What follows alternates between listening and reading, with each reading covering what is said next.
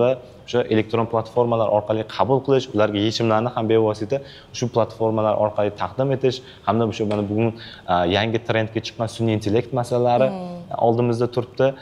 Ya'ni mana shu kabi munosabatlarga deylik huquqiy yechimlarni taklif qilish uchun ham men aynan bugun o'sha o'zim tahsil olgan yo'nalishlarni tanladim. Va bugungi kundagi deylik doktoranturadagi asosiy mavzuyim ham sun'iy intellektga asoslangan texnologiyalardan kelib chiqadigan majburiyat masalalariga biz qanaqa yechim topamiz. Deylik, avtopilotga qo'yilgan avtomobil borib turib o'sha sun'iy intellektini noto'g'ri ishlashi natijasida ushbu avtomobilni ichidagi shaxslarga deylik zarar yetyapti.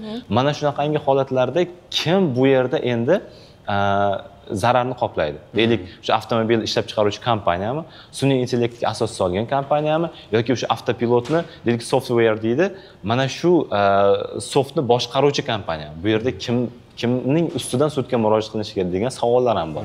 Ya'ni bugun endi bu masala bo'yicha muammolar juda ham ko'p. O'sha misol uchun o'sha Amerika Qo'shma Shtatlarining Kaliforniya shtatida ham Uber yoki Cruise degan bir yangi platforma yaratilganki, unda haydovchilari yo'q yoki dronlar orqali bugungi kunda o'sha ovqat yetkazib berish tizimlari yo'lga qo'yilyapti. Mana shunaqangi vaziyatlarda deylik, menga ovqat yetkazib berilmasa, bunda men kim aybdor bo'ladi shunaqa holatda? Kimni ustidan arz qilishim kerak degan savollar bor. Ya'ni kim aybdor bo'ladi shunaqa holatda? Mana shunaqangi holatlarga yechim topish uchun aynan men bugungi kunda o'zim ilmiy ishimni olib boryapman. Kim aybdor bo'ladi deganimizga keladigan bo'lsak, uni endi ilmiy ish yakunida. Ya'ni umumiy qoidalarda albatta bu tizimlarning yuqorisida turganlar bir-birini ustidan regress tartibi deydi. Endi juda ham nazariyaga kirib ketib qolishi mumkin bunga. Mana shunaqangi tartiblarda bir-birini sudga berib turib qoplatilishi mumkin, lekin bugungi kundagi umumiy qabul qilingan, hozircha qabul qilingan umumiy qoida yagona aybdor bu subyektiv faktor, ya'ni inson bo'lishi kerak bu yerda degan joyimiz bor.